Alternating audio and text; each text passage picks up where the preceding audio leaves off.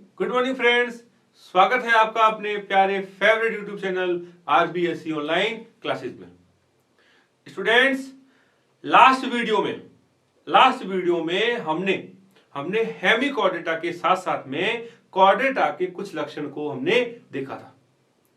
आज के इस वीडियो में फ्रेंड्स हम आगे चर्चा करेंगे कि कॉर्डेटा को और कितने उपभागों में बांटा गया है, उपसंघों में बांटा गया है और हर एक संघ के क्या क्या लक्षण हैं। तो उन सब की हम एकदम अच्छे से चर्चा करते हैं। तो फ्रेंड्स, वीडियो को गौर से देखिएगा, गौर से सुनिएगा। इस वीडियो के दौरान बीच बीच में मैं आपसे क्वेश्चंस करता रहूंगा और उम्मीद करता हूं कि हर एक जो क्वेश्चंस है उसका आप एकदम अच्छे से रिप्लाई करोगे, जवाब दोगे। ठीक है फ्रेंड्स, चलो। तो देखिए फ्रेंड्स, हम बात कर रहे थे, हमने पिछली वीडियो में हमने बात की थी कि जो संघ कॉर्डेटा है ना, संघ जो कॉर्डेटा जो है, कॉर्डेटा को 3 उपसंघों में बांटा गया है। फ्रेंड्स, कॉर्डेटा को 3 उपसंघों में बांटा गया है, राइट। तो फर्स्ट जो था वो है आपके यूरोकॉर्डेटा। क्या होता है? यूरोकॉर्डेटा, जिसको कहते हैं आपके ट्यूनिकेटा। क्या कहते हैं? ट्यूनिकेटा। और एक्रिनिएटा। क्या कहते हैं? एक्रिनिएटा। देन देखिए, मैं सीधा आपको यहां लेके आऊंगा। नेक्स्ट है आपकी क्रेनिएटा। तो देखिए फ्रेंड्स, क्रेनिएटा यानी कि यूरोकॉर्डेटा, एक्रेनिएटा यानी कि यूरोकॉर्डेटा, और क्रेनिएटा का मतलब है आपके वर्टिब्रेटा। तो बात ये आती है कि सर ये क्रेनिएटा क्या है? तो इसको आप यूं समझ लीजिए, इसको क्रेनियम यानी कि कपाल कहते हैं। क्या कहते हैं भाई? कपाल कह दीजिए, खोपड़ी कह दीजिए। ठीक है, तो अगर कपाल या खोपड़ी नहीं है स्पष्ट रूप से, है ना, उसको कहते हैं एक्रेनिएटा। और यदि ये है तो उसको कहते हैं आपके अक्रेनिएटा यानी कि वर्टिब्रेटा। और इसके बीच में है आपके एक और सिफेलोकॉर्डेटा। तो फ्रेंड, ध्यान रखना बहुत इंपॉर्टेंट है कि संघ जो कॉर्डेटा है, संघ कॉर्डेटा को 3 उपसंघों में, है ना, 3 सब फाइलम में डिवाइड किया गया है, जिसमें यूरोकॉर्डेटा, सिफेलोकॉर्डेटा और वर्टिब्रेटा। क्लियर? चलो, देखिए इनकी हर एक लाइन महत्वपूर्ण है फ्रेंड्स, हर एक लाइन जो है वो महत्वपूर्ण है। देखिए, संघ जो यूरोकॉर्डेटा है और सिफेलोकॉर्डेटा, इन दोनों को मोस्ट प्रोबेबिलिटी क्या कहते हैं? प्रोटोकॉर्डेटा कहते हैं। क्या कहते हैं? प्रोटोकॉर्डेटा।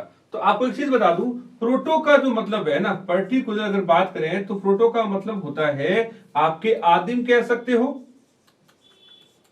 सरल कह सकते हो, और इंग्लिश में अगर बात करें तो अपने प्रीमिटिव कह सकते हो। क्या कह सकते हो? प्रीमिटिव। तो कॉर्डेटा है, नो डाउट, कोई शक नहीं है, लेकिन वो आपके इसमें सरल प्रकार का है। एक चीज गौर से सुनिएगा फ्रेंड्स, हेमिकॉर्डेटा से ये लोग सारे एडवांस हैं। हेमिकॉर्डेटा यानी कि बेलेनोग्लोसस। क्या कहते हैं बेलेनोग्लोसस को? चलो, आज ये हमारा पहला क्वेश्चन हो गया। तो ये हमारा पहला क्वेश्चन है फ्रेंड्स कि इससे पिछले वीडियो में हमने बात की थी बेलेनोग्लोसस, है ना। तो बेलेनोग्लोसस को क्या कहते हैं? बेलेनोग्लोसस, है ना। बेलेनोग्लोसस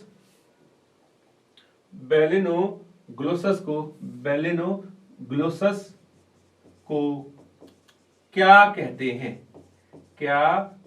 हैं? तो फ्रेंड्स, आज का हमारा पहला क्वेश्चन है कि बेलेनोग्लोसस को और क्या कहा जाता है, उसका निकनेम बताना है, राइट। चलो, बात करते हैं कि जो कॉर्डेटा है, कॉर्डेटा को 3 भागों में बांटा गया है, यूरोकॉर्डेटा, सिफेलोकॉर्डेटा और वर्टिब्रेटा।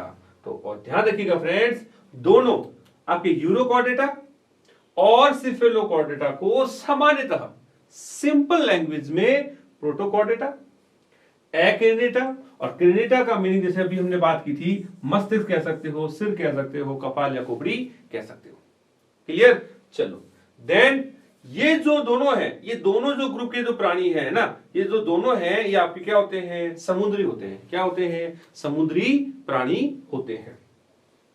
क्लियर? चलो, और आगे बात करें कि जो यूरोकॉर्डेटा है, देखिए इंपॉर्टेंट चीज है फ्रेंड्स, इंपॉर्टेंट चीज है कि पृष्ठरज्जु, गौर से सुनिएगा, हमने बात की है कि कॉर्डेटा का मुख्य लक्षण है, पृष्ठ रज्जु कॉर्डेटा का मुख्य लक्षण है, जो इसमें केवल और केवल कब तक, केवल और केवल जो उसकी लार्वा जो है ना, केवल लार्वा की जो पूंछ है उस लार्वा की पूंछ तक ही पाई जाती है, राइट।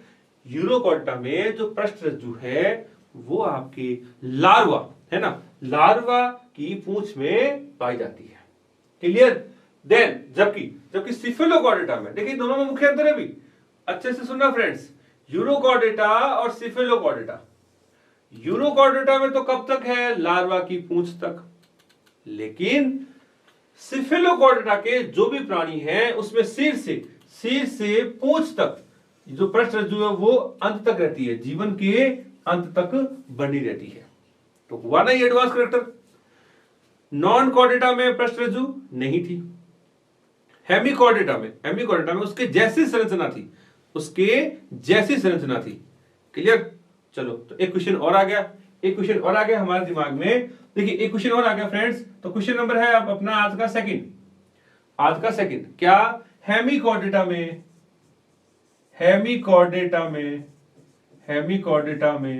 पृष्ठ रज्जु के समान संरचना यानी कि स्ट्रक्चर को क्या कहते हैं। रिपीट कर रहा हूं कि हेमिकॉर्डेटा में पृष्ठ रज्जु के समान जो संरचना है उस संरचना को क्या कहते हैं, राइट। चलो आगे बात करें तो देखिए फ्रेंड्स, यूरोकॉर्डेटा में तो केवल लार्वा अवस्था तक, लेकिन सिफेलोकॉर्डेटा में सिर से पूंछ तक जो पृष्ठ रज्जु है वो जीवन के अंत तक बनी रहती है। देन और बात करें, अब इसके उदाहरण की बात करें तो देखो यूरोकॉर्डेटा में आपके एसिडिया, इधर देखिए ये जो आपको डायग्राम जो दिख रहा है वो आपके यूरोकॉर्डेटा यानी कि एसिडिया का एग्जांपल है। और इसमें जो देखें तो इसके अंदर देखिए आपके सेल्पा, डियोलम, ठीक है। सिफेलोकॉर्डेटा में ब्रैंकियोस्टोमा, जिसको एम्फिओक्सिस कहते हैं या लैंसलेट कहते हैं।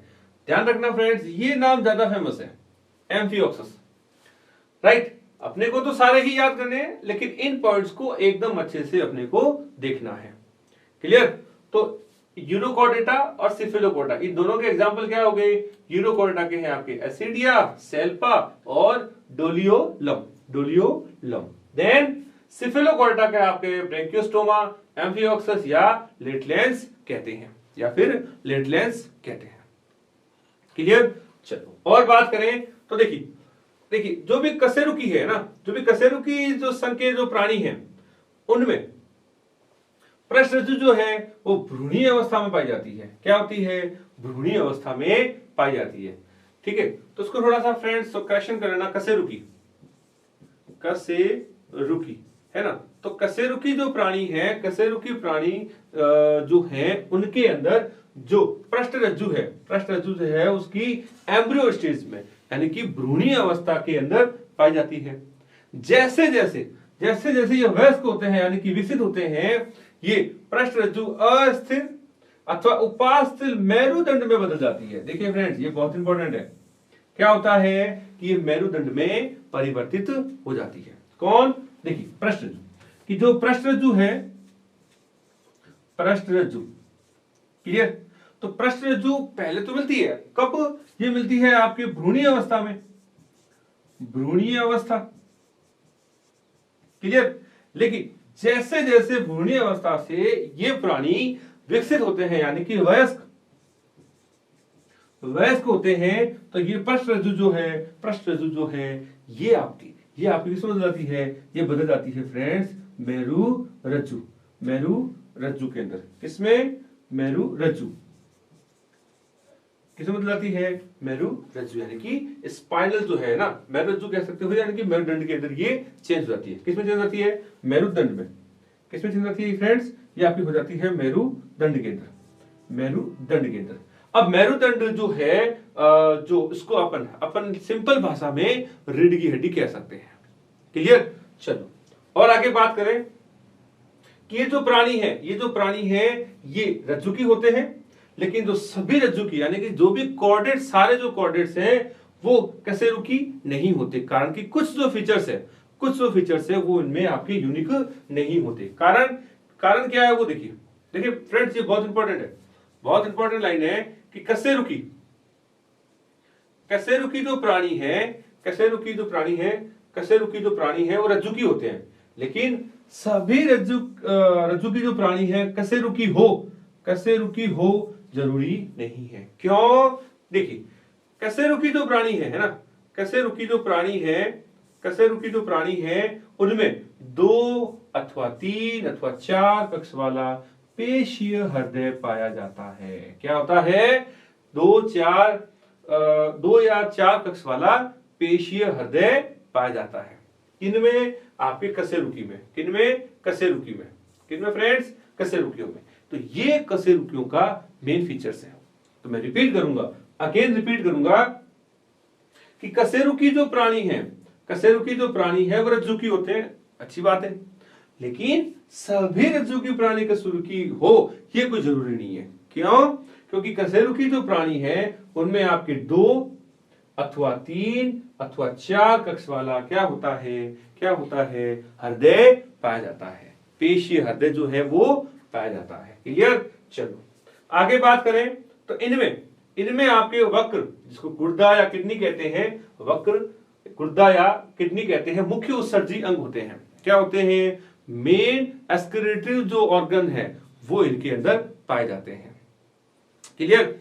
चलो और देखें इनके अंदर आप देख सकते हैं, या तो इनके अंदर पंख या फिन कह सकते हो वो, या पाद जिसको अपन कहते हैं पैर के रूप में 2 जोड़ी युग्मित उपांग जरूर पाए जाएंगे।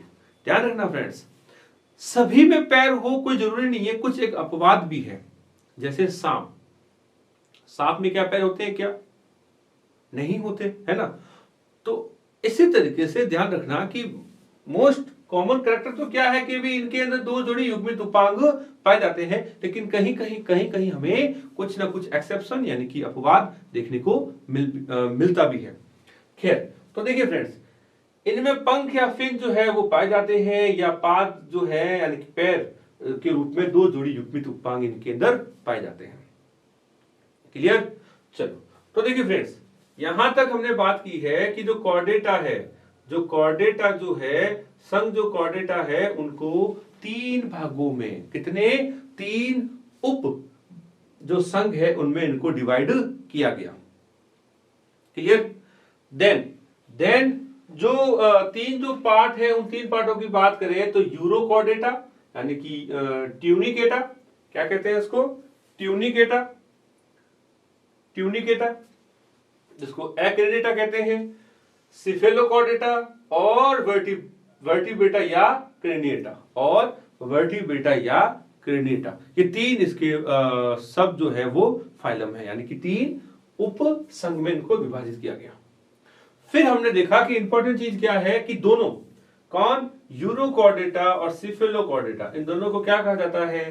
प्रोटोकॉर्डेटा या एक्रेडिटा कहा जाता है। क्या कहते हैं? प्रोटोकॉर्डेटा और क्या कह सकते हैं? एक्रेडिटा, यानी कि इनमें मस्तिष्क, सिर यानी कि जो कह सकते हो कपाल जो है वो एब्सेंट होता है, नहीं पाया जाता। देन जो है देखिए यहां तो वर्ड ना क्रेनिटा, इस क्रेनिटा का मीनिंग बताया मैंने ना, क्रेनिटा का जो मीनिंग है मस्तिष्क या सिर, जो वो क्या होता है भी वो इनके अंदर नहीं होता। इसी को गौर से सुनना भाई, है ना फ्रेंड्स, कि क्रेनिटा शब्द का मीनिंग है, ये मस्तिष्क सिर जो है ये केवल क्रेनिटा शब्द का मीनिंग है, और अ का मीनिंग क्या होता है? नहीं। चलो फिर बात करें कि सभी के सभी क्या होते हैं? ये सभी के सभी आपके समुद्र जो प्राणी है वो होते हैं। इनमें जो अगर बात करें यूरोकॉर्डेटा, तो यूरोकॉर्डेटा में जो पृष्ठरज्जु है ये केवल लार्वा जो अवस्था होती है इनकी, उनके पूंछ के अंदर ये पाई जाती है। क्लियर? चलो देन बात करें कि इनके अंदर सिफेलोकॉर्डेटा जो है, इनमें पृष्ठरज्जु वो आपके सिर से पूंछ तक कंटिन्यू जीवन के अंत तक बनी रहती है।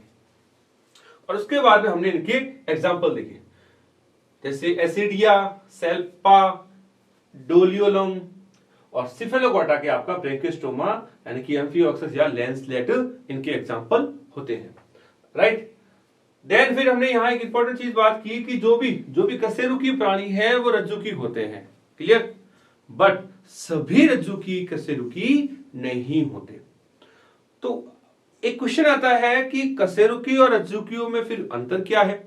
हमने तो स्टार्टिंग में ही पढ़ा है कि भाई रज्जुकी कह दो कशेरुकी कह दो एक ही बात है, तो मैं अभी भी वही कहूंगा। लेकिन पर्टिकुलर अगर हम केवल कशेरुकी कहेंगे ना, कशेरुकी, तो उनके लिए ध्यान रखना फ्रेंड्स, तो उनमें क्या है 2, 3 या 4 कक्षियों वाला, 2, 3 या 4 कक्षियों वाला, यानी कि 2, 3, 4 जो हार्ट चैम्बर है, अपने हार्ट के जो चैम्बर है वो प्रेजेंट होते हैं, क्लियर। चलो देन देखा है हमने, देन देखा है कि जो उत्सर्जी अंग है, उत्सर्जी अंग के रूप में इनके अंदर वक्र यानी कि गुर्दा, जिसको अपन किडनी कहते हैं, किडनी प्रेजेंट होती है, और पंख फिन पाया जाता है, और जो पाद यानी कि जो पैर हैं, फुट, वो इनके अंदर उपांग के रूप में यानी कि लोकोमोशन के अंदर इनमें इनकी हेल्प करते हैं। देन अब देखिए फ्रेंड्स यहां एक ये इंपॉर्टेंट टेबल है, उसके ऊपर हम चर्चा कर रहे हैं। इस टेबल को फ्रेंड्स जहन में बिठा लेना अच्छे से। कारण क्या है कि अब आने वाले जो टॉपिक्स जिनकी हम चर्चा करेंगे, अब जो भी टॉपिक हम चर्चा करेंगे वो अब इस टेबल के मार्फत से करेंगे, यानी कि ये हमारा आगे का नेक्स्ट फ्लो रहेगा कि नेक्स्ट हम इसके बाद में क्या पढ़ेंगे, या अगेन हमारा टॉपिक क्या होगा, वो सारा इसके ऊपर डिपेंड है, क्लियर। चलो देखिए फ्रेंड्स, एक टेबल जब हमारा ये चैप्टर स्टार्ट हुआ था तब हमने बात की थी। मैंने कहा था कि फ्रेंड्स इनको एकदम आप अच्छे से याद करना। अब मुझे उम्मीद है कि मेरे जितने भी फ्रेंड्स मुझे सुन रहे हैं उन्होंने एकदम अच्छे से इसको लिखा भी है और याद भी किया है ना।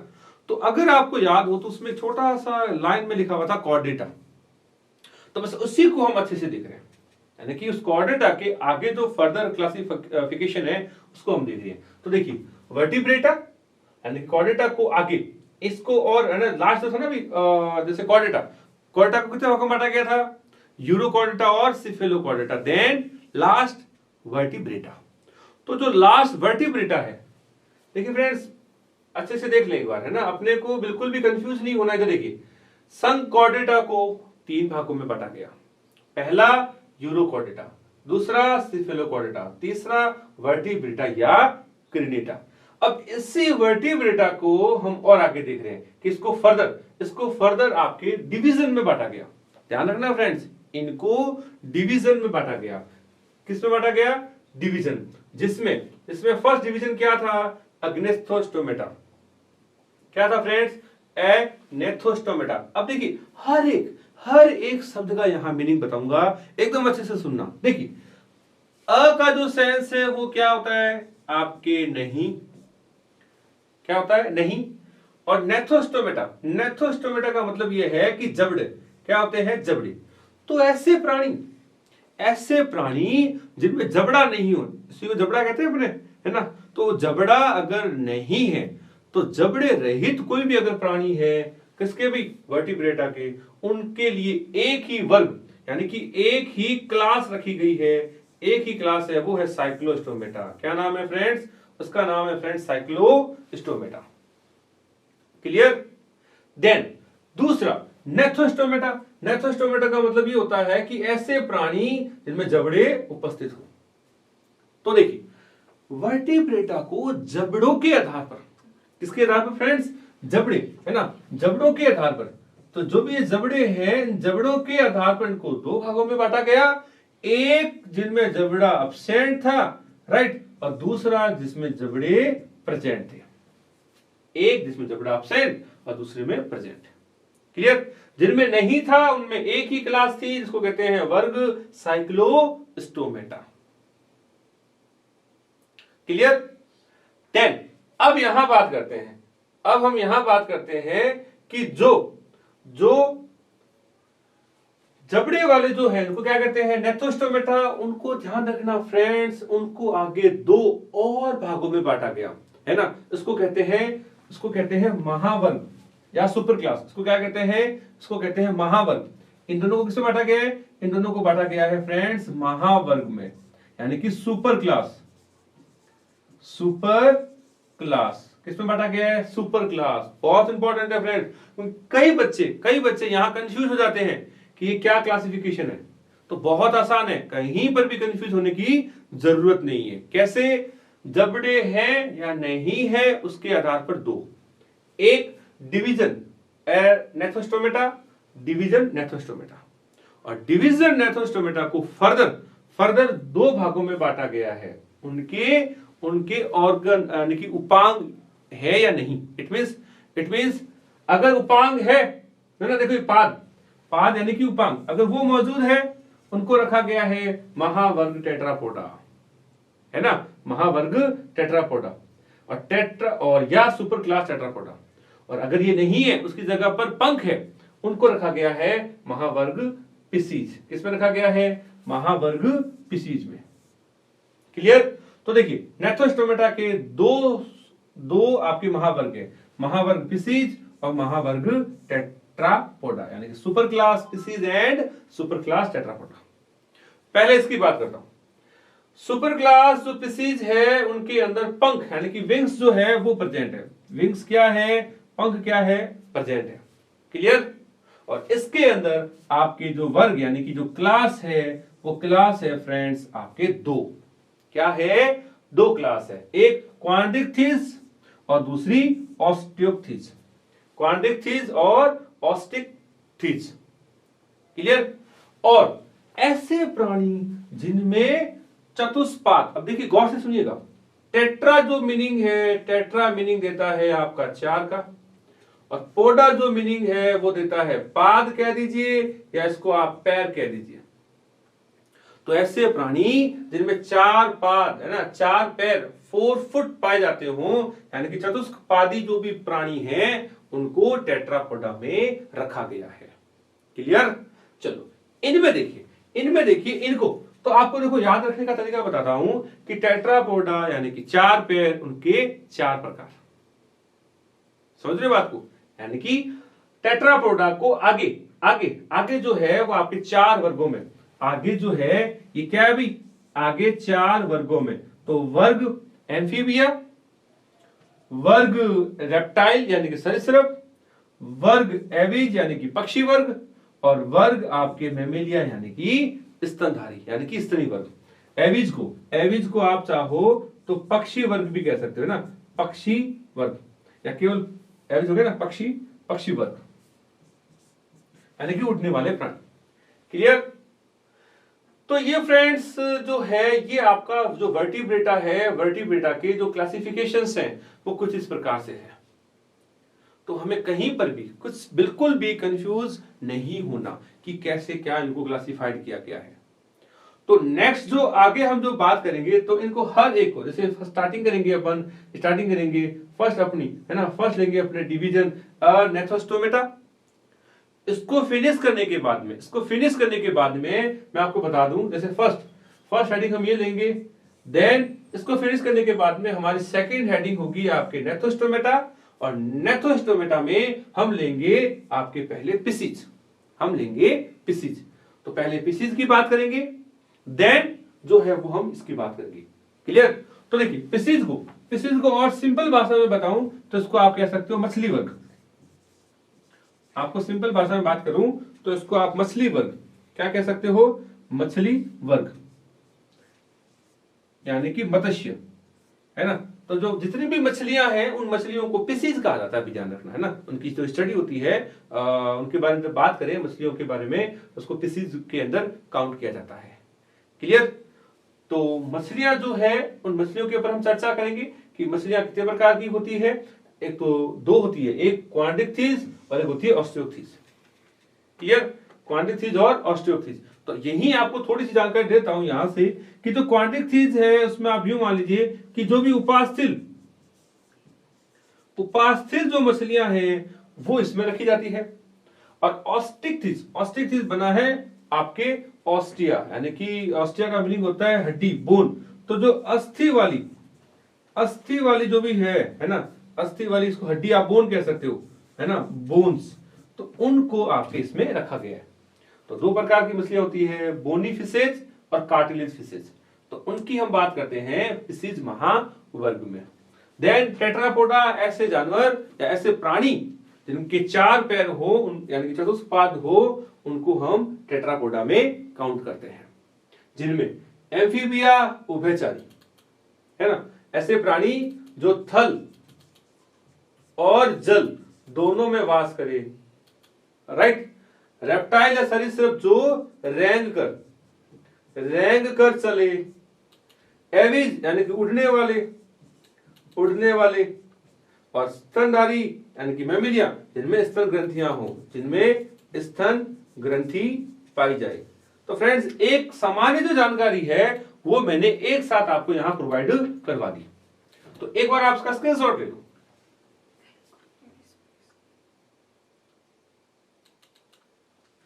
ठीक है फ्रेंड्स, चलो तो देखिए वर्टिब्रेटा को कुछ इस तरीके से क्लासिफाइड करते हैं, और नेक्स्ट वीडियो में हम बात करेंगे आपके डिवीजन एंड नेक्सोस्टोमेटा। क्लियर? चलो तो फ्रेंड्स, आज का जो वीडियो है आपको कैसा लगा, है ना? उम्मीद करता हूं कि आपको अच्छे से समझ में आया होगा। वीडियो के दौरान जो जो हमने क्वेश्चंस पूछे हैं आप उनका रिप्लाई करोगे, राइट, और अपने रियल नेम के साथ में। क्लियर? चलो तो फ्रेंड्स, वीडियो अच्छा लगे तो इसको ज्यादा से ज्यादा शेयर कीजिएगा और हमारे चैनल को ज्यादा से ज्यादा सब्सक्राइब कीजिएगा। Thank you so much.